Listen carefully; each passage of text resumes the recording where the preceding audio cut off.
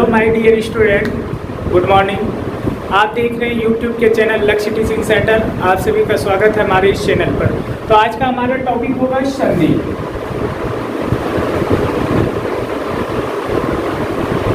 देखिए, आज हम लोग पढ़ेंगे संधि और संधि का शाब्दिक अर्थ यदि हम लोग समझे तो संधि का मूल अर्थ होता है मेल। जी हाँ, मेल। संधि का मतलब होता है मेल। अब यहाँ पे हम लोग किसका मेल कराएंगे इसको समझेंगे। आपने देखा होगा कभी किसी वस्तु के साथ किसी वस्तु का मेल कराया जाता है, या फिर कभी हम लोग दुकान जाते हैं और दुकान में कलर मैच करते हैं, कलर का मेल कराते हैं। नहीं भाई, इस कलर के साथ ये वाला कलर सूट करेगा। लेकिन ठीक यहाँ हम लोग संधि में भी मेल करेंगे, लेकिन यहाँ जो हमारा मेल होगा वो वर्णों का मेल होगा, वर्ण का मेल। तो मूल शब्द में हम कह सकते हैं संधि किसे कहते हैं, तो संधि का शाब्दिक अर्थ होता है मेल, यानी कि वर्णों के मेल को, वर्ण का मेल कराना ही संधि कहलाता है। तो इसके लिए आपने समझा कि संधि को समझने के लिए हम लोग वर्ण का मेल करेंगे, लेकिन इस संधि के अंतर्गत वर्णों का मेल होगा। इसलिए हमें संधि को अच्छी तरीके से समझने के लिए, कि हमें कहीं भी संधि समझने में 1% भी दिक्कत ना हो और हम इजी वे में आसानी के साथ संधि को पूर्णतः कंप्लीट कर सके, इसके लिए हमें वर्ण को समझना होगा। क्योंकि संधि के अंतर्गत जो हमारा मेल होगा वो किसका मेल होगा, वर्ण का मेल होगा। इसलिए हमें सबसे पहले वर्ण को समझना होगा।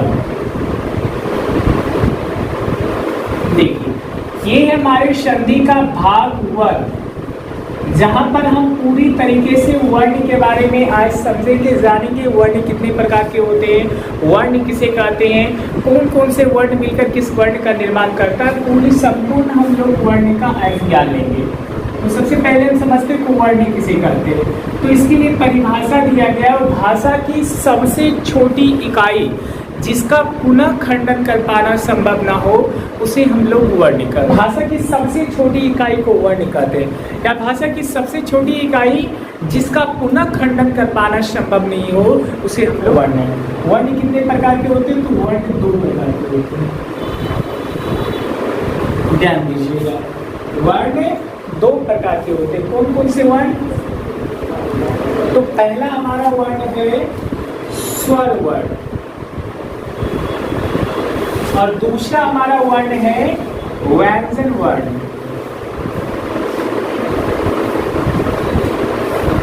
क्या होते हैं, स्वर वर्ण और व्यंजन वर्ण। तो ध्यान रखिएगा, स्वर वर्ण की कुल संख्या जो है वो है 13 और व्यंजन वर्ण की कुल संख्या जो है 33 है। ध्यान दीजिए, वर्ण भाषा की सबसे छोटी इकाई को वर्ण कहते हैं। वर्ण 2 प्रकार के होते हैं, स्वर वर्ण और व्यंजन वर्ण। स्वर वर्ण की संख्या कुल 13 है। कौन कौन से 13 स्वर वर्ण है, आप इसको देखिए, ओ, आ, हर्षही, दीर्घही, हर्षहु, दुर्गहु, री, री, ली, ए, आई, ओ, औ। ये कुल 13 स्वर वर्ण है। आप काउंटिंग कर सकते हैं, 1 2 3 4 5 6 7 8 9 10 11 12 13, कुल 13 स्वर वर्ण है। एक चीज ध्यान रखिएगा सभी कि ली, संस्कृत में ली को भी स्वर वर्ण कहा जाता है, जो हिंदी में नहीं होती है। हिंदी में वर्ण अलग अलग होते हैं, संस्कृत में स्वर वर्ण अलग अलग होते हैं। तो ली भी संस्कृत में स्वर वर्ण के अंतर्गत आता है। आगे देखिए, हमारा कौन सा वर्ण है, तो व्यंजन वर्ण है। व्यंजन देखिए, कितनी इसको मैंने बताया, व्यंजन वर्ण की कुल संख्या कितनी है, 33 33 व्यंजन वर्ण है। 5 10 15 20 25 26 27 28 29 30 31 32 और 33। संस्कृत में व्यंजन वर्ण की कुल संख्या 33 है।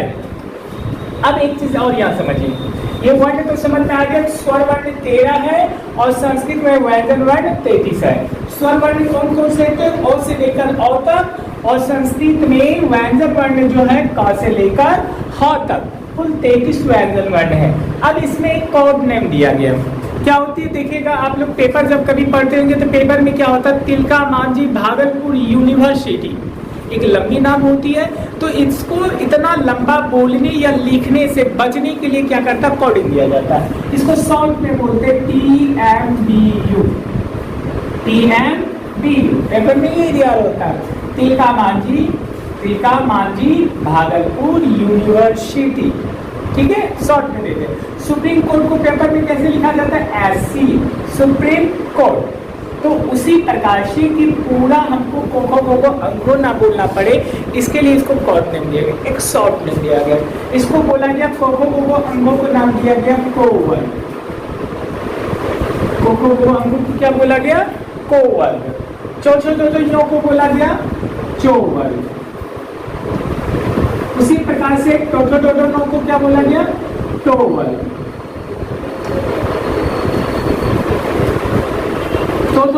को क्या बोला गया, कोवर्ग। और मो को बोला गया कोवर्ग। ध्यान दीजिएगा क्योंकि ये बहुत ही जरूरी है इसको समझना। संधि को आसानी से समझने के लिए ये नॉलेज होना बहुत जरूरी है, क्योंकि व्यंजन संधि जब हम लोग पढ़ेंगे तो व्यंजन संधि में ये चीजें आपको जानना जरूरी है, क्योंकि वहाँ पूछा जाएगा को वर्ग का तीसरा वर्ण रहे, को वर्ग का पांचवा वर्ण रहे। अब को वर्ग क्या होती है, इसको आप लोग बेसिक चीजें यही समझिए, तब हम संधि शुरू करेंगे। देखिए तो को अंगों को क्या बोला गया, कोवर्ग। तो जैसे ही हम लोग को अंगों को ना बोलकर हम लोग शॉर्ट में बोल सकते हैं कोवर्ग। चो यो ना बोलकर हम लोग शॉर्ट में बोल सकते हैं चौवर्ग।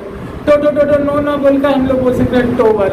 पो मो को इतना लंबा हम बोले, इसके लिए हम लोग शॉर्ट में बोल सकते हैं कोवर्ग। तो आपके दिमाग में यदि कोई बोले कोवर्ग तो आपके दिमाग में चलना चाहिए का खा ग घा अंग। यदि चौवर्ग कोई बोले कि चौवर्ग लिखिए तो आपको क्या लिखना है, सिर्फ चौवर्ग लिखने बोलेगा तो क्या लिखना है, चा छा जा झा। या आपको बोलेगा पो वर्ग को लिखिए तो हम क्या लिखेंगे, पा फा बा भा म। चूंकि इसे शॉर्ट नेम दिया गया, को वर्ग जैसे बोलेंगे तो ये पांचों वर्ग आ जाएगा, चौ वर्ग बोलेंगे तो ये आ जाएगा। ध्यान दीजिएगा। आप कहिएगा सर योनो लो वो तालक्ष मुदंश हो को भी यो पर, तो नहीं, क्योंकि वर्ग जो दिया हमने नाम ये 5 के लिए दिया। जो 5 वर्ण वाला वर्ण था हमारा वर्ग था, उसको हमने वर्ग का नाम श्रेणी दिया गया। जो जहाँ 5 वर्ण था उसको को वर्ग बोला गया। इसमें भी 5 वर्ण नहीं था इसलिए चौ वर्ग बोला गया। लेकिन यहाँ 5 वर्ण से ज्यादा है इसलिए हम लोग इसे यो वर्ग नहीं बोल सकते। तब इसको क्या बोलते हैं, तो ध्यान दीजिएगा, यो रो लो वो तालक्ष तक को, यो रो लो वो तक को हम लोग बोलते हैं अंतस्थ वर्ण। इसे बोला गया अंतस्थ वर्ण। और तालक्ष मुदंश दंश वर्ण को बोला गया है उष्ण वर्ण। चलिए तो ध्यान रहे, संधि के अंतर्गत कभी भी बोला जाए कि अंतस्थ वर्ण रहे इस वर्ण के आगे, यदि अंतस्थ वर्ण रहे तो जैसे ही अंतस्थ वर्ण बोला जाए तो आपके दिमाग में क्या चलना चाहिए, यो रो लो वो। उसी प्रकार यदि उष्ण वर्ण बोला जाए तो आपके माइंड में क्या आना चाहिए, तालक्ष मुदंश दंश हो। ये चीजें आना चाहिए सभी। तो याद रखना है, ये चीजें तो बिल्कुल याद रखनी है आपको कि को वर्ग का मतलब हो गया को ग अंगो, पो वर्ग का मतलब हो गया पो मो, अंतस्थ वर्ण का मतलब हो गया यो रो लो वो तक अंतस्थ वर्ण का आदर। बोलेगा उष्ण वर्ण तो मुदंसो दंसो तालुष्य मुदंसो दंसो को उष्ण वर्ण में कहा गया, मतलब इसे उष्ण वर्ण नाम दिया गया। यहाँ तक तो अंतस्थ वर्ण नाम दिया गया। तो कभी भी इनमें से कुछ भी बोला जाए तो आपको तुरंत दिमाग में आ जानी चाहिए, तो अंतस्थ वर्ण मतलब यो रो लो वो होना चाहिए। इसका प्रयोग क्या है हम संधि में सीखेंगे, और बिना इसके ज्ञान का संधि को अच्छी तरीके से कवर करना पॉसिबल नहीं है। इसलिए इन चीज़ों का सदैव स्मरण रखना बहुत ही ज़्यादा ज़रूरी हो जाती है संधि को 110% समझने के लिए। तो इन चीज़ों को बेहद आप आसानी से याद रख सकते हैं। चलिए अब आपका काम क्या पड़ेगा, हमें संधि के अंतर्गत पूछा जाएगा को वर्ग का प्रथम वर्ण कौन सा। तो हम जानते हैं किसी वर्ग में कितने वर्ग है, 1 2 3 4 5 ही वर्ग होते हैं, और प्रत्येक वर्ग में कितने वर्ण होते हैं, 5 वर्ण होते हैं। तो अब पूछा जाएगा को वर्ग का प्रथम वर्ण कौन सा है। तो को वर्ग का प्रथम वर्ण कौन हो गया, को। पूछेगा को वर्ग का अंतिम वर्ण कौन है? अंग। चो वर्ग का प्रथम वर्ण कौन है? चो। चो वर्ग का अंतिम वर्ण कौन है? यो। पो वर्ग का प्रथम वर्ण कौन है? पो। पो वर्ग का पांचवा वर्ण कौन है? अंतिम वर्ण नहीं बोलकर बोला जाएगा पांचवा वर्ण। तो 1 2 3 4 5 9 अंतिम वर्ण को ही पांचवा वर्ण, और प्रथम वर्ण तो पता है शुरू वाला वर्ण प्रथम वर्ण, अंतिम वर्ण को पांचवा वर्ण भी कह सकता है या फिर हम उसे अंतिम वर्ण भी कह सकते हैं। तो वर्ग का अंतिम वर्ण कौन है? नो। तो वर्ग का यह पांचवा वर्ण कौन है? नो। को वर्ग का दूसरा वर्ण कौन है? ख। चो वर्ग का तीसरा वर्ण कौन है? जो। तो वर्ग का पहला वर्ण तो वर्ग का दूसरा वर्ण थ। पो वर्ग का तीसरा वर्ण बो। अंतस्थ वर्ण कौन कौन से है? यो लो। उष्ण वर्ण कौन कौन से? तालव्य मुदल सदस्य हो। इस तरह आपको बताना हो, इसकी हमें जरूरत पड़ेगी। व्यंजन संधि हम लोग जब पढ़ेंगे तो वहां पे लिखा होगा किसी वर्ग का तीसरा वर्ण, किसी वर्ग का तीसरा वर्ण। तो हम जानते हैं वर्ग कितने? 5। किसी वर्ग का कोई भी पांचों वर्गों में से आ गया, किसी वर्ग का तीसरा वर्ण क्या क्या हो सकता है? वो हो सकता है, जो हो सकता है, लो हो सकता है, दो हो सकता है, वो हो सकता है। यानी किसी वर्ग का तीसरा वर्ण यही हो सकता है, क्योंकि 5 को वर्ग इनमें से कहता कोई भी वर्ग का तीसरा वर्ण भाई क्या क्या हो सकता है? यही हो सकता है। किसी वर्ग का दूसरा वर्ण ले तो क्या क्या हो? किसी वर्ग, कोई वर्ग का नाम स्पेशल नहीं लिया जाएगा, तो वर्ग, चो वर्ग, तो वर्ग, तो वर्ग बोला किसी भी वर्ग का था। किसी वर्ग में तो 5 आ गया, 5 में से बोला किसी वर्ग का दूसरा वर्ण कौन कौन सा हो सकता है? ख, छ, ट, दो, हो, ये हो सकता है। किसी वर्ग का अंतिम वर्ण क्या क्या हो सकता है? अंगो, यो, नो, दंतनो, मो, ये हो सकता है। तो इन चीजों को आपको याद रखना है, ठीक है। तो बस इतना व्यंजन में हमें काम था, एक चीज और काम है, अभी आगे देखेंगे। अब यहाँ पे हमें देखिए क्या काम है। ये है स्वर वर्ण। स्वर वर्ण की मात्राएं होती है। देखिए मात्राएं किसे कौन से वर्ण है? हमारे स्वर वर्ण है। कुल 13 हमारे स्वर वर्ण है। अब इसकी हम लोग क्या पढ़ेंगे? मात्राएं किसे कहते हैं जी? मात्राएं किसे कहते हैं? तो समझिए, मात्रा को समझ लीजिए, इससे आप समझिएगा, समझा रहे हैं आपको। ये देखिए क्या लिखा हुआ? काम, ठीक है। ये क्या लिखा हुआ जी? घोड़ा। अब देखिए ये काम किससे मिलके बना है? काम, साउंड चालू कीजिए, काम, का, मा, देखिए इस रूप में मिला हुआ, इनसे मिलकर बना हुआ काम। देखिए घोड़ा किससे मिलकर बना? कौन कौन सा वर्ण लगा? वर्ण तो आप पढ़े, ये है स्वर वर्ण और ये व्यंजन वर्ण। और कोई भी शब्द जो दुनिया की कोई भी शब्द पढ़ते हैं, उन शब्दों का निर्माण इन्हीं 2 वर्णों से मिलकर बनता है। कोई भी वर्ण, राम बोलो, श्याम बोलो, पंखा बोलो, टेबुल बोलो, कोई भी, यानी कि कोई भी जो शब्द है वो इन्हीं 2 वर्णों से मिलकर बनता है, व्यंजन वर्ण और स्वर वर्ण। ये 2 वर्णों के मेल से ही शब्द की निर्माण होती है। तो अब देखिए घोड़ा, इसको हटा दीजिए, आप लोग इसको समझिए, आसान होगा इसको समझना। देखिए घोड़ा शब्द कौन कौन सा वर्ण मिला हुआ? स्वर वर्ण कौन कौन है? व्यंजन वर्ण कौन कौन है? इसमें पढ़िए। इसको उच्चारण करते हैं घो, ठीक है। यही पढ़ते हैं आप, पढ़िए ध्यान से। घो, ओ, रा, आ, घो, रा। तो कौन कौन से वर्ण मिलकर बने थे? ये भो, कौन सा वर्ण है? व्यंजन वर्ण, भो। इसके बाद ओ भी मिला था घोड़ा शब्द में। ओ कौन सा वर्ण था? स्वर वर्ण। रा कौन सा वर्ण था? व्यंजन वर्ण। आ कौन सा वर्ण था? स्वर वर्ण। यानी कि यहाँ पे 2 स्वर वर्ण और 2 व्यंजन वर्ण मिला हुआ है इस शब्द में। स्वर वर्ण कौन कौन सा था? ओ और आ। अब ध्यान दीजिएगा, इस घोड़ा शब्द में ये स्वर वर्ण ओ और आ किस रूप में लगा हुआ?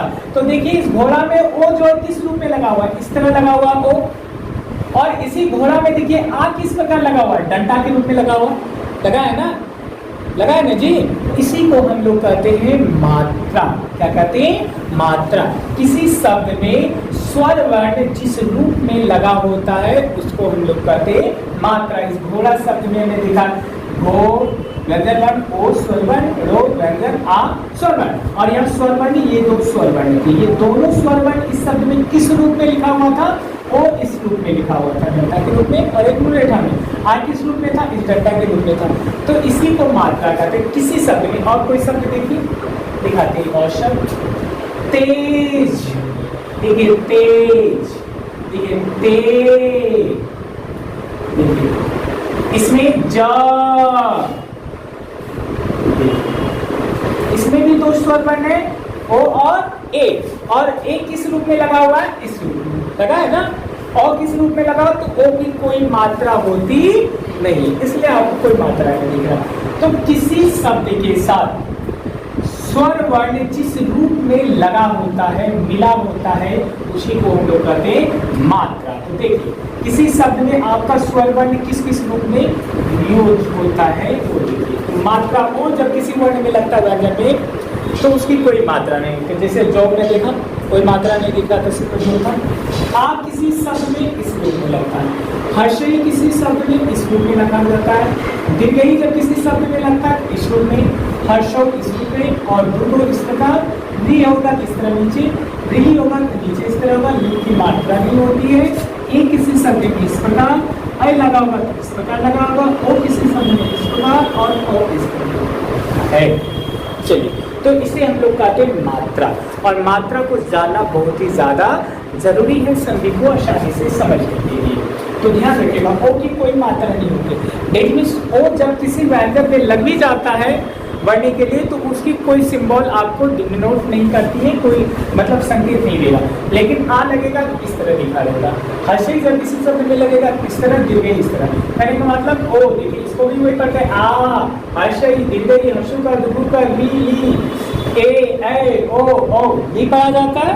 तो ये है मात्राएं, इसे कहते हैं हम लोग मात्राएं। चलिए, ये चीजें हो गया। अब थोड़ी सी आगे हम लोग देखते हैं आगे क्या करते हैं। ध्यान दीजिएगा, ये व्यंजन वर्ण है और ये स्वर वर्ण है। तो आपको क्वेश्चन पूछा जाएगा कि स्वर वर्ण किसे कहते हैं और व्यंजन वर्ण किसे कहते हैं। तो ध्यान दीजिएगा, आप हम पढ़ के सुनाते हैं। देखिए साउंड को पढ़िए, ध्यान दीजिए, इसी से परिभाषा आपकी निकल रही है। ओ, आ, हर्ष ही, कोई साउंड सुनाई नहीं दे रहा। अब इधर पढ़ के देखते हैं। को, अंत में क्या सुनाई दे रहा? ओ, खो, ओ, गो, ओ, यो, ओ, हो, ओ। तो सारे वर्ण को से लेकर आप हो तक उच्चारण कीजिए, सब में साउंड क्या धुनाई इस प्रकार? ओ।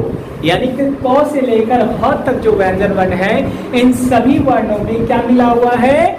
ओ। क्या मिला हुआ है? ओ मिला हुआ है। तो इसकी परिभाषा क्या देंगे हम? देखिए, और ओ कौन सा वर्ण है? ओ कौन सा वर्ण है? स्वर। तो व्यंजन वर्ण की परिभाषा क्या हो जाएगी? जो वर्ण, वर्ण तो पता है भाषा की सबसे छोटी इकाई, जो वर्ण स्वर वर्ण की सहायता, वो स्वर वर्ण है और बिना ओ का हम लोग इसको उच्चारण नहीं कर सकते, भी उच्चारण करते हैं ओ आता।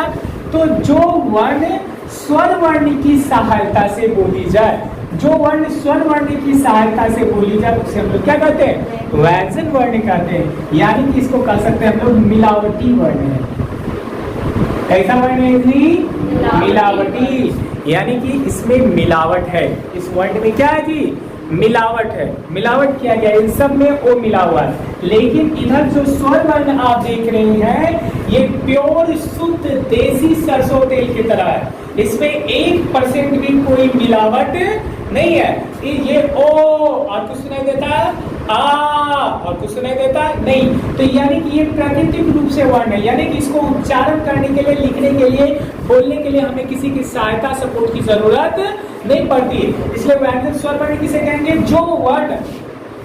जो वर्ण बिना किसी सहायता के बोली जाए, जिस वर्ण का उच्चारण करने के लिए किसी की सपोर्ट की जरूरत ना पड़े, उसे हम लोग स्वर वर्ण कहते हैं। और जो वर्ण स्वर वर्ण की सहायता से बोली जाए, उसे हम लोग व्यंजन वर्ण कहते हैं। चलिए, ये हो गया हमारा वर्ण। तो ध्यान रखिएगा सभी, ये प्योर शुद्ध है, यानी कि स्वर वर्ण में कोई भी मिलावट नहीं। इस वर्ण को हम तोड़ नहीं सकते हैं। लेकिन ये वर्ण जो है मिलावटी वर्ण है, इन वर्णों में वो क्या है, मिलावट वर्ण, बिना मिलावटी वाला वर्ण है, इसमें कोई मिलावट नहीं, यानी कि इसको हम तोड़ नहीं सकते हैं, इसको अलग नहीं कर सकते। लेकिन व्यंजन वर्ण मिलावटी वर्ण, इन सब में वो क्या है, मिला हुआ है, इसलिए हम इसको अलग कर सकते हैं, इसकी ध्वनि को अलग कर सकते हैं। तो समझिए अगला टॉपिक हमारा होगा, मैं स्वर्ण को निकाल रहा हूं, बस 3 टॉपिक और बचा हुआ है, इसके बाद कंप्लीट हो जाएगी आपकी बुक। देखिए हम लोग इसको बोलते हैं वर्ण विच्छेद, वर्ण विच्छेद या वर्ण विश्लेषण।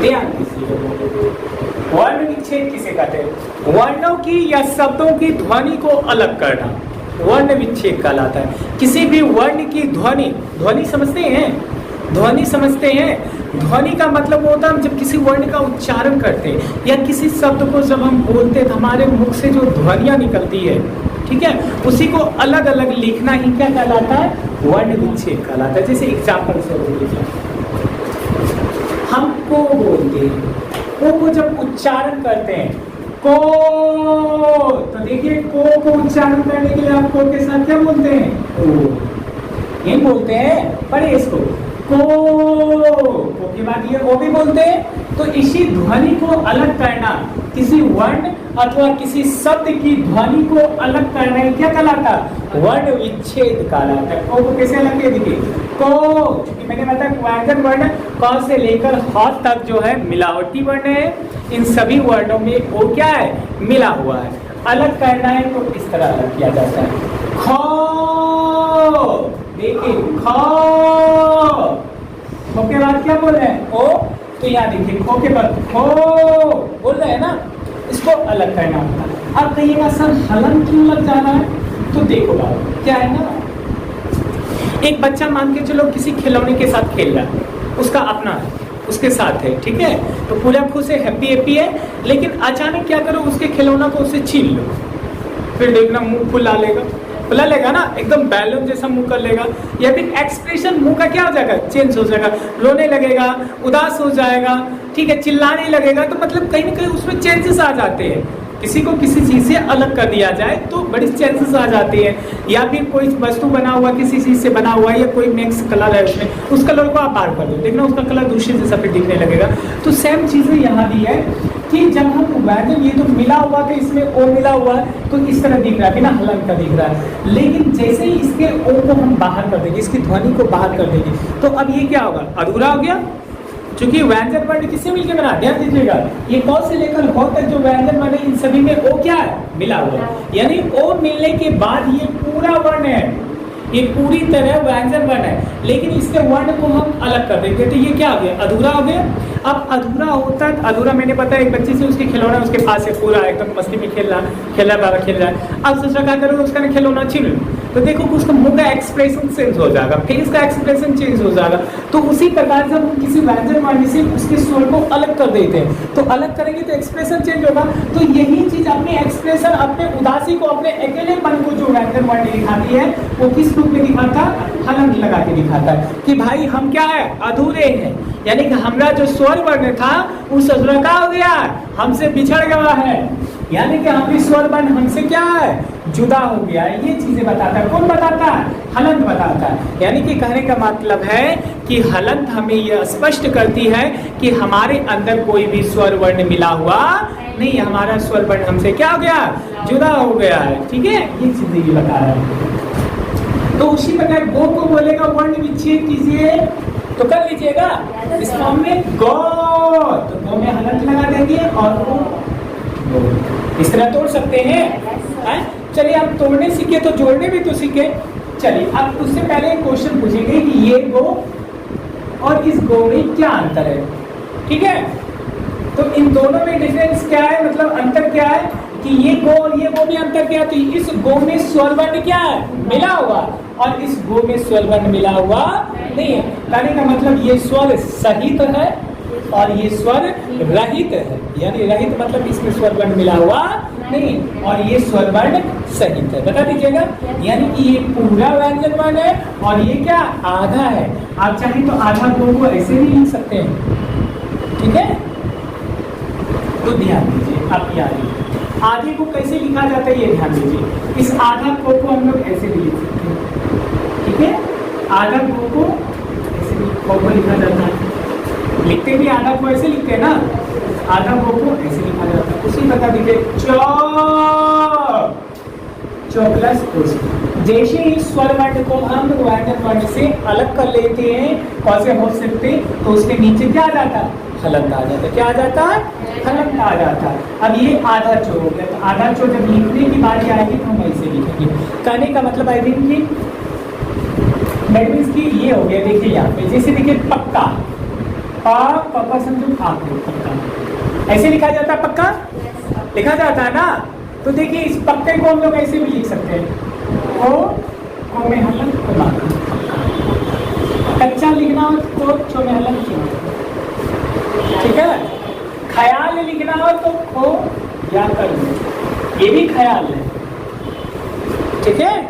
लेकिन पहले ऐसे ही लिखा जाता है, लिखावट की ये पद्धति चल रही थी, ये वाला। आप प्रथम कक्षा के 12 हिंदी अक्षर बोर्ड में ऐसे अक्षर को आप देख सकते हैं। लेकिन फिर धीरे धीरे इसमें अपडेट आया वर्ण को, और लिखावट में जो आधा वर्ण होता था, आधा वर्ण लिखने की ये पद्धति आ गई। अब आधा जो कहीं लिखना होता है तो इस तरह लिखते हैं, यानी कि आधा को ऐसे लिखते हैं, आधा को हम इस प्रकार ख्याल लिखते हैं, चौक इस तरह लिखते हैं। आई बात समझ में। तो आधा, लेकिन लिखने के क्रम में इसी तरह आधा लिखेंगे, समझ गए ना। तो ये सभी के सभी वर्ण क्या आधे है। पूरा कब होगा, जब इसमें स्वर वर्ण मिलेगा तब। तो यदि किसी व्यंजन, ध्यान रखने के स्मरण रखना, सदैव इन बातों को स्मरण रखना, यदि क से लेकर ह तक के वर्ण में किसी वर्ण में यदि हलंत लगा हुआ है तो इसका मतलब वो स्वर वर्ण अधूरा है। वो स्वर वर्ण, सॉरी, वो व्यंजन वर्ण क्या है, अधूरा है। वो पूरा कब होगा, जब उसमें स्वर वर्ण मिलेगा तब। बिना स्वर वर्ण मिले हुए वो कभी भी पूरा नहीं हो सकता। और एक चीज ध्यान रखना, जैसे देखना व्यंजन वर्ण में हलंत लगा हुआ होता है तो सदैव इसकी प्रयास होती है कि हम स्वर वर्ण को क्या करें, अपनी ओर खींचे। यानी ये कभी भी, अभी संधि में आप देखेंगे कि यदि व्यंजन वर्ण अधूरा रहे, हलंत लगा हुआ रहे और उसके आगे स्वर वर्ण आ जाएगा तो वो पट से अपनी उस स्वर वर्ण को क्या करता है, खींचता है, खींचने का काम करता है, खींच के वो पूरा करता है। तो कहने मतलब कौन से लेकर ह तक यदि किसी वर्ण के नीचे हलंत लगा हुआ रहे तो वो सदैव वो वर्ण क्या है, स्वर रहित है, यानी कि उसमें स्वर वर्ण मिला हुआ नहीं है। उस वर्ण का हलंत कब हटेगा, हलंत कब हटेगा, जबकि उसमें स्वर वर्ण मिलेगा। यानी 13 स्वर वर्णों में कोई भी स्वर वर्ण यदि अधूरे व्यंजन में मिलता है तो सबसे पहले उसका हलंत क्या होता है, खत्म होता है। जैसे यदि ये रहे चौ, ये क्या आधा है, अभी ये चौ क्या आधा है, और इस चौ में जैसे ही स्वर वर्ण को मिला दिया जाए तो किसी भी व्यंजन में क से लेकर ह तक कोई भी वर्ण रहे, जैसे क में हलंत, ख में हलंत, रो में हलंत, ठीक है। याद तो दिख रहा है। मैं देखिए हमारे कुछ वर्ण है ह, च, प, क, स। इन सभी वर्ण जो है ये सब देखिए, सब की वर्णों के नीचे हमारा क्या लगा हुआ है, हलंत। हलंत का मतलब होता है ये वर्ण जो है ये पूरी तरह पूर्ण नहीं है, यानी कि ये वर्ण हमारा जो है अधूरा है। ये वर्ण हमारा क्या है, अधूरा है। अब अधूरे वर्ण में जब तक ये हलंत इसका कब खत्म होगा, जब इस वर्ण के साथ, जब इस वर्ण के साथ हम लोग क्या करेंगे, स्वर वर्ण को जोड़ेंगे। ध्यान दीजिएगा, संधि में बहुत जरूरी है। और इसके आगे जो हम लोग पढ़ेंगे संयुक्त व्यंजन वर्ण, उसको समझना और भी ज्यादा जरूरी है। जब तक हम इन दो टॉपिक को कंप्लीट नहीं करेंगे तब तक हम संधि को पूर्णतः नहीं समझ सकते।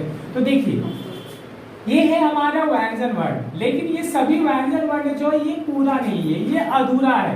कहने का मतलब ये भी व्यंजन वर्ण है और ये भी व्यंजन वर्ण है, बस अंतर क्या, इस व्यंजन वर्ण में हमारा स्वर वर्ण मिला हुआ है और इस व्यंजन वर्ण में हमारा स्वर वर्ण मिला हुआ नहीं है।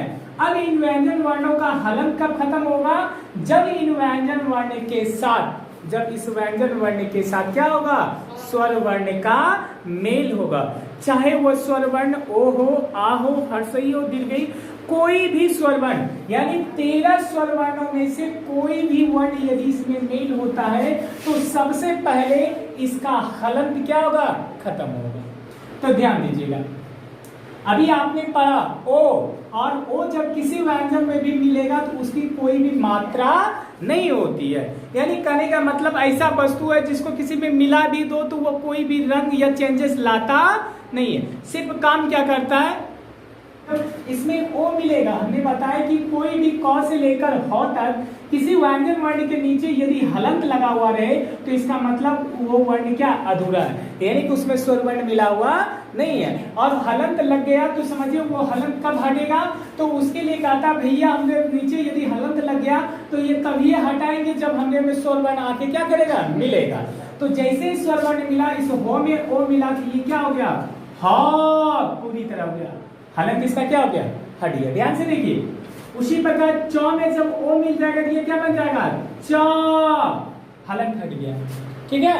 लेकिन इसी पो में मिला दे आ, ठीक है। तो हमने बताया कोई भी 13 स्वर वर्णों में कोई भी स्वर वर्ण यदि व्यंजन अधिग्रही व्यंजन में मिलता है तो उसका हलंत क्या होता, हट जाता है, यानी इस ओ का भी हलंत हट गया। लेकिन एक चीज होती है कि यदि ओ के अतिरिक्त आप कोई और स्वर को मिलाते हैं तो वह स्वर वर्ण उसमें मात्रा के रूप में आ जाता है, समझ गया ना। जैसे स्वर वर्ण मिलेगा, सबसे पहले कोई भी 13 में से कोई भी स्वर वर्ण मिलता है तो सबसे पहले हमारा हलंत क्या होगा, हटेगा, एक नंबर पे। और हलंत के बाद जब उसमें व्यंजन वर्ण जब स्वर वर्ण का ओ के अतिरिक्त कोई आ रहे, हर्ष रहे, जिसकी मात्राएं होती है तो वो मात्रा के रूप में उसमें क्या करेगा, आ जाएगा। कहने का मतलब को में ओ जोड़िए तो ये बनेगा को, क्योंकि को की कोई मात्रा होती नहीं। सिंपल कॉन्सेप्ट याद रखना कि कोई भी व्यंजन में को से लेकर हो तक हलंत लगा रहे तो उसका हलंत हटाने के लिए उसमें स्वर वर्ण मिलता है।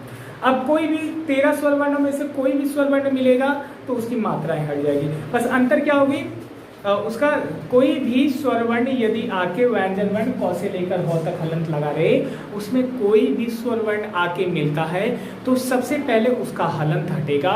और दूसरा काम क्या होगा, जो वर्ण मिलेगा वो वर्ण उस वर्ण में, उस व्यंजन वर्ण में मात्रा के रूप में आ जाएगा। जैसे देखिए, इस पो में आ मिला रहे हैं तो सबसे पहले जैसे स्वर वर्ण जुड़ रहा है ये हलंत तो हट गया इसका, और जो वर्ण जुड़ा वो मात्रा के रूप में आके लग गया। उसी प्रकार शो में यदि आ को जोड़ा जाए तो सबसे पहले हलंत शो का हट जाएगा, और जो वर्ण यहाँ जुड़ रहा है वह वर्ण यहाँ मात्रा के रूप में आके लग जाएगा, तो ये मात्रा के रूप में आके लग गया। उसी प्रकार से देखिए और कुछ वर्ण क्या देखिए, उसी प्रकार ये समझिए, ये समझना बहुत जरूरी है। सो में यदि हम ओ जोड़ें तो कोई भी स्वर वर्ण जुटेगा उसका हलंत हट जाएगा, हट गया। अब ओ का कोई भी मात्रा नहीं होता, इस कारण से यहाँ कोई भी मात्रा नहीं आया। लेकिन इसी सो में यदि हम आ को जोड़े तो सबसे पहले कोई भी स्वर वर्ण यदि जुड़ेगा व्यंजन अधूरे में तो उसका हलंत हट जाएगा, सो का हलंत हट गया। अब ये आ का मात्रा होता है इसलिए यहाँ पे क्या लग गया, मात्रा। लेकिन ओ का मात्रा नहीं होता, सिर्फ हलंत हट जाता है, लेकिन मात्रा कुछ होता नहीं इसलिए यहाँ पे कुछ लगता नहीं है। उसी प्रकार यदि शो में लग जाए हर्षे, ठीक है, तो सबसे पहले शो का क्या हटेगा, हलंत हटेगा, और हर्षे किस रूप में जुड़ेगा, मात्रा के रूप में जुड़ गया। उसी प्रकार शो में यदि हर्षो जोड़ दिया जाए, ठीक है, तो शो में जैसे ही कोई भी स्वर जुड़ता तो हलंत हट गया। अब ये हर्षो किस रूप में लग जाएगा, मात्रा के रूप में।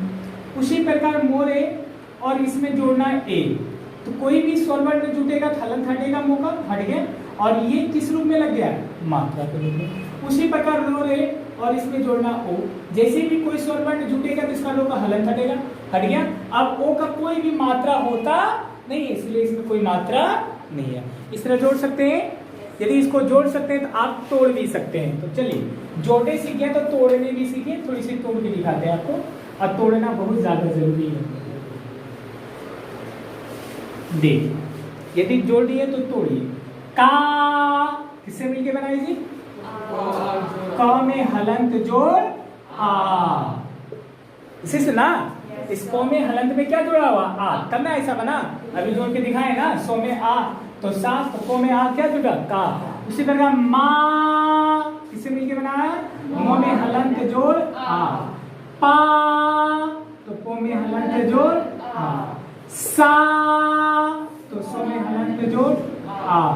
ऐसे तोड़ सकते हैं। और इसी को वर्ण की ध्वनि देखिए, इसमें जो वर्ण में जो ध्वनि आ रही है, उत्पन्न हो रही है, पढ़ने में का तो को और आ का ध्वनि निकल रहा है। इसी ध्वनि को अलग अलग करके लिखना है, हमारा क्या कहलाता? वर्ण विच्छेद कहलाता है। पू तो पो में हलंत जोड़ क्या है? ऊ क्या होता है? हर्ष हु। ती तो पो में हलंत जोड़ ई नहीं, दीर्घई। ये दीर्घई की मात्रा है ना, दीर्घई। ऐसे तोड़ सकते हैं। यदि ऐसे आपने तोड़ के ये तो वर्ण को तोड़े। इसी तरह शब्द कुछ दिया रहे, देखिए जी, शब्द दिया रहे, जैसे रहेगा रिया, ठीक है। इस रिया को बोलेगा वर्ण विच्छेद कीजिए। तो वर्ण विच्छेद मतलब होता है शब्दों या वर्णों की ध्वनि को अलग अलग करके लिखना। हम जब किसी शब्द का उच्चारण करते हैं, उच्चारण करने के जगह पे जो हमारे मुख से जो ध्वनियां निकलती उसको अलग अलग लिखना है, क्या कहलाता? वर्ण विच्छेद कहलाता है। तो चलिए रिया को तोड़ते हैं। री तो राजा, ये क्या है जी? ठीक है।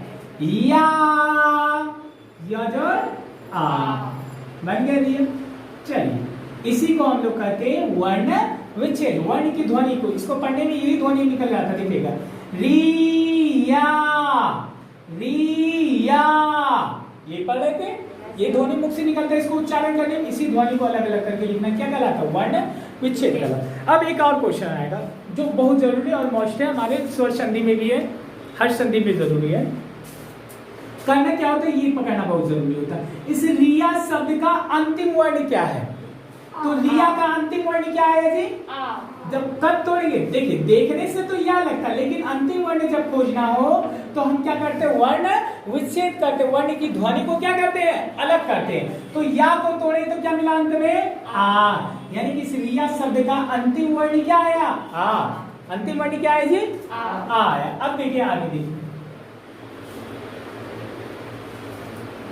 अब हम लेते हैं दूसरा शब्द, लेते हैं सुकेश, ठीक है। मेरा ही नाम है सुकेश, ले लिए। अब इसको तोड़ते हैं। सो जो के ऐसे मिलके बना। अभी तुरंत आपको तोड़ने और जोड़ने सिखाया मैंने यहाँ पे। के किससे मिलके बना? कजर ए सजन और जुड़ा हुआ है, हलंत हटा, इसका मतलब इसमें स्वर वर्ण मिला हुआ। कुछ भी मात्रा आकर हर्षिक नहीं दिख रहा है, इसका मतलब उसमें क्या है? ओ है। तो सुकेश का अंतिम वर्ण क्या है जी? अ। सुकेश का अंतिम वर्ण, यानी पूछेगा इस शब्द का, इस शब्द के अंतिम वर्ण क्या है? तो अंतिम वर्ण क्या है जी? अ, ठीक है। इसकी बहुत ज्यादा जरूरी है, हमें बिना इसको जाने, बिना इसको समझे हम संधि नहीं कर सकते हैं। ये जानना बहुत जरूरी है, किसी शब्द का अंतिम वर्ण को जानना बहुत ही ज्यादा जरूरी होता है। उसी तरह देखिए हम देखते दूसरा, निधि, निधि। अब देखो इसका बोलेगा अंतिम वर्ण क्या? वर्ण विच्छेद करने कहेगा तब तो पूरा तोड़ेंगे। नी नजर हर सही, धी धजड़ हर सही, सबको दिखाना पर नजर हर सही और धजड़ हर सही। ये तो वर्ण विच्छेद करने कहेगा तब ये करेंगे। लेकिन सिर्फ पूछेगा अंतिम वर्ण बताइए, तो अंतिम क्रिया करके हम देख लेंगे। अंतिम में क्या है? धी, ये है ना धी। देखिए दिखता तो दो है, लेकिन इसको तोड़ के देखेंगे। धी पहले ध और इसके बाद क्या? ई, यानी हर्षी। धी यानी निधि का अंतिम वर्ण। देखिए दिखता दो है, लेकिन वर्ण विच्छेद करके, वर्ण विच्छेद करके बता दिए, ध्वनि को अलग करने किस प्रकार जुड़ा होता है। वर्ण विच्छेद करके ही हम किसी शब्द के अंतिम वर्ण को ढूंढेंगे। तो धी किसे मिलकर बना था जी? ध हर्षई से। तो अंतिम वर्ण क्या आया? हर्षई। अंतिम वर्ण क्या आया? हर्षई। उसी तरह देखिए एक और देखिए, पूछेगा ब्रू, ठीक है। इसका पूछेगा अंतिम वर्ण क्या है जी? ठीक है। तो वर्ण विच्छेद करने के बाद पूरा तोड़ना, भू गोजोड़ हर्षो, रू रोजोड़ हर्षो। लेकिन बोलेगा अंतिम वर्ण खोजिए, तो ये अंतिम वर्ण रू रोजोड़ हर्षो से मिलके क्या बना है? रू। तो अंतिम वर्ण क्या है जी? हर्षो। गुरु का अंतिम वर्ण क्या है? हर्षो। ये चीज को जान लीजिएगा कि इसका बहुत सारा उपयोग है हमारे संस्कृत ग्रामर में। चलो तो ये अंतिम वर्ण हम खोज लिए। अब चलिए कुछ बस लास्ट टॉपिक है हमारे वर्ण का, एक दो टॉपिक बचा हुआ, संयुक्त व्यंजन वर्ण, इसके बाद ओवर हो जाएगा हमारा क्लास। संयुक्त व्यंजन वर्ण,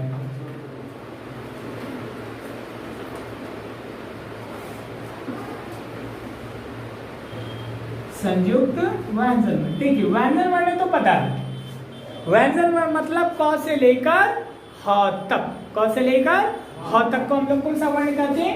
व्यंजन वर्ण कहते हैं। कौन सा वर्ण कहते हैं? व्यंजन। और कहते हैं संयुक्त। संयुक्त का मतलब होता है जब एक साथ एक से ज्यादा वर्ण मिले होते, दो वर्ण तीन वर्ण जब आपस में मिलते हैं तो उसे हम लोग कहते हैं संयुक्त। ठीक है, अब कौन सी मिलते वर्ण मिलेंगे तो उसे बोलेंगे संयुक्त व्यंजन। संयुक्त का मतलब होता है एक से ज्यादा किसी चीज का मिलना, जहाँ एक से ज्यादा दो तीन चार पांच होता है तो उसको हम कहते हैं संयुक्त। अब यदि वर्ण दो तीन को है तो उसे संयुक्त व्यंजन वर्ण कहेंगे।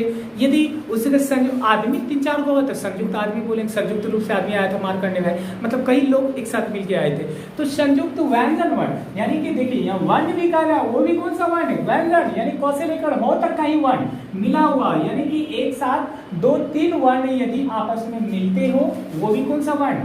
व्यंजन वर्ण।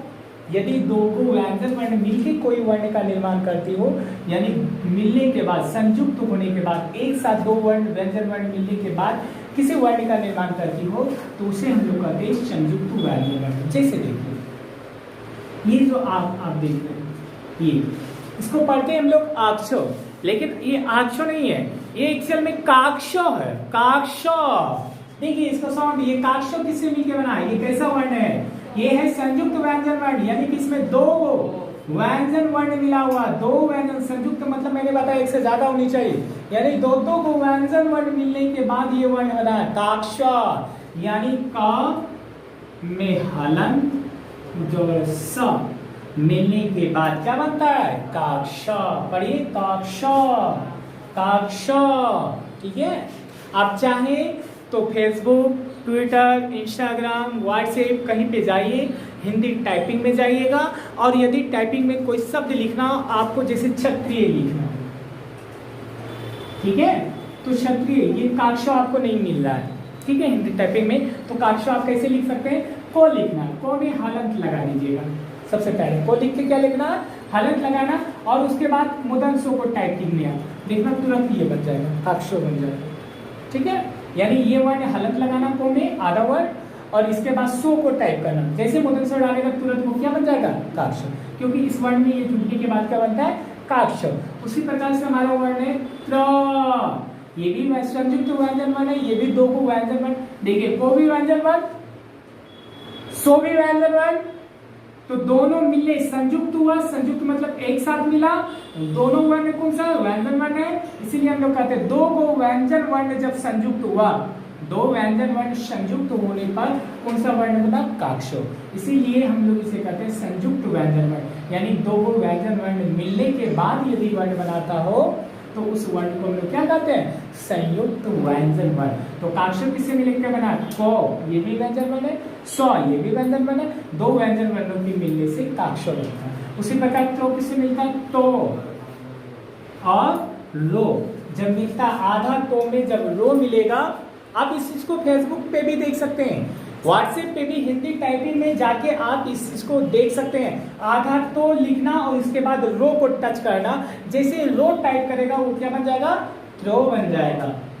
उसी प्रकार होता है ज्यो, नॉट ज्यो, ये है ज्यो, जो और यो से मिलकर बनता है ज्यो है, ये है काक्ष, त्र, ज्यो, ये है। ठीक है, अब आगे लीजिए, इसी तरह कुछ और संयुक्त व्यंजन वर्ण है, जैसे रहेगा ये है दाध संयोग, दध पढ़ते इसको दियो, नॉट ध्यो, ये ध्यो नहीं है, दियो, दो और यो से मिलके बनाना। आप हिंदी टाइपिंग कर सकते हैं, आधा दो लिखना और इसके बाद यो को टाइप करना, दियो बन जाएगा, दियो। उसी प्रकार है प्र, ये भी संयुक्त व्यंजन वर्ण है। प्र किससे मिलके बना? देखिए साउंड भी हो रहा है, प्र, आधा को के बाद दे देना र, बन जाएगा प्र। ठीक है, ये भी संयुक्त व्यंजन है। कत्त संयोग, ये भी संयुक्त वर्ण है, को और त से मिलकर बना हुआ। ठीक है, चलिए आप चाहें तो आप इसको भी तोड़ सकते हैं, इधर इसको भी तो तोड़ा जा सकता है ना। यदि पूरी तरह वर्ण विच्छेद करना है, इसकी ध्वनि को अलग करना है, तो हम इसको पूरा तोड़ने के लिए हम इसको भी तोड़ सकते हैं। श देखिए स किससे मिलके बनाए जी? सा सजर रा राजर आ जिया जोजर ओ। जैसे स्वर अलग करेगा आधा हो जाएगा ना, स्वर अलग करेंगे तो क्या हो जाएगा? आधा। तो आधा जिसे बात हलंत लगेगा या, ठीक है, रा ता, ठीक है, इस तरह बना। तो का जोड़ सा जोड़ अ से मिलकर क्या बना है? ताक्ष। ता जोड़ र जोड़ अ से मिलकर क्या बना? त्रा। जो जोड़ यो जोड़ अ से मिलकर ज्या। दो जोड़ यो जोड़ भ्यो। देखिए ये वाला याद है, धा संजो किसे में क्या बना है? दो में क्या मिलता है? ध। ये दो के बाद ध लिखना है, ऐसे लिखा जाएगा धा संजो। ठीक है, आप टाइपिंग करके चेक कर सकते हैं। द आप इसको भी तोड़ना है तो तोड़ो, तोड़ना है तो तोड़ सकते हो। दो जोड़ ओ। तो क्या हम टाइपिंग में ऐसे करें, क लिखें और इसके बाद सो लिखें, तो क्या बन जाएगा? काक्षो बन जाएगा है? नहीं रे, काक्षो कब बनेगा? जब उसकी ई आधा को होगा और इसके बाद मुदंसो डालेगा, तब क्या लिखाएगा? काक्षो। कि तो और रो लिखें, पहले तो टाइप करना, इसके बाद रो करना, तो तर बन जाएगा। त्रो नहीं बनेगा। त्रो कब बनेगा? पहले वाला आधा होगा, ठीक है, हलंत लगाना तो में, इसके बाद रो देना, तब मिलके क्या बनेगा? त्रो। ठीक है, ऐसे कर सकते हैं। तो ये सो जोड़ वो मिलकर ताल मुदंसो, और जब ये मुदंसो आधा को में मिलेगा क्या बन जाएगा? काक्षो। रो और वो मिलकर बन जाएगा रो, पूरी रो, और जब आधा तो में पूरा रो मिलेगा बन जाएगा त्रो। ठीक है, ये समझिए। अब देखिए एक चीज और, ये प्रो वाला रो को समझ लो। रो का रो बहुत खराब होता है भाई। देखो रो क्या है कि ये रो जो हमारा है, यदि पहले कोई व्यंजन वर्ण आधा रहे, ठीक है, आधा रे,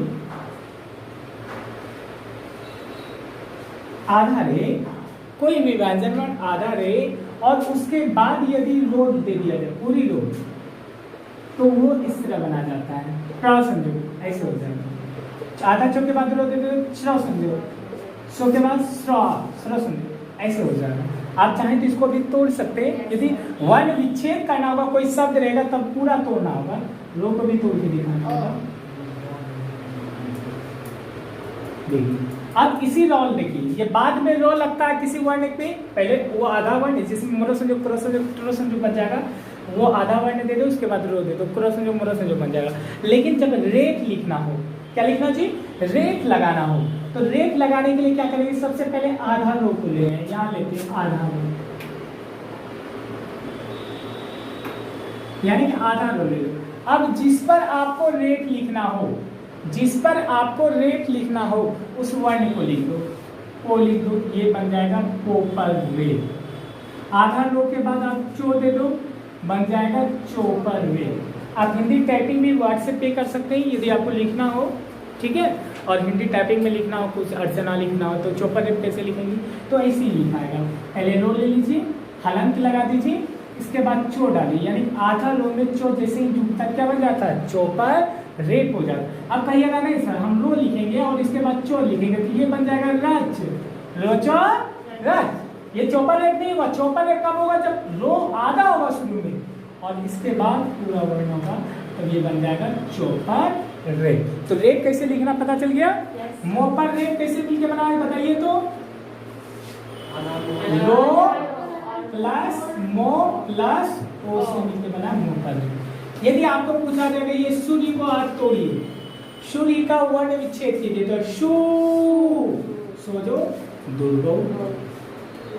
यो पर रेप, पहले रेप है जिसका मतलब रो पहले आ गया और इसके बाद क्या है? यो, तब नहीं यो पर रेप, और इस यो को भी तोड़ेंगे यो, तो सूर्य के अंतिम वर्ण क्या निकला जी?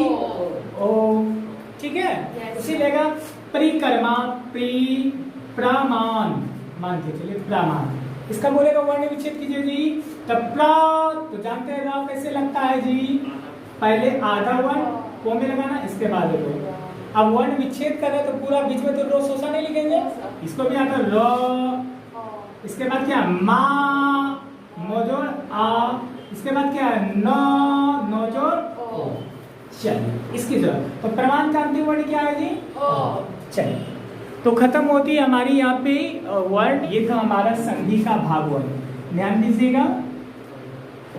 इस प्रकार से वीडियो अपलोड किया हुआ संधि का, ये है हमारा भाग वर्ण। अब इससे आगे हम लोग पढ़ेंगे संधि का भाग 2 में। तो ये थे हमारे भाग 1 में, हमने संधि के संपूर्ण वर्ण के बारे में सीखा। और इतने वर्ण यदि हमने सीख लिया है कि अब हमें संधि करने में, वर्णों को जोड़ने में, किसी शब्द के अंतिम वर्ण को खोजने में कहीं भी प्रॉब्लम नहीं होगा। आई होप कि आप लोग अच्छी तरीके से समझ गए होंगे। फिर मिलेंगे अगली वीडियो संधि के भाग 2 में।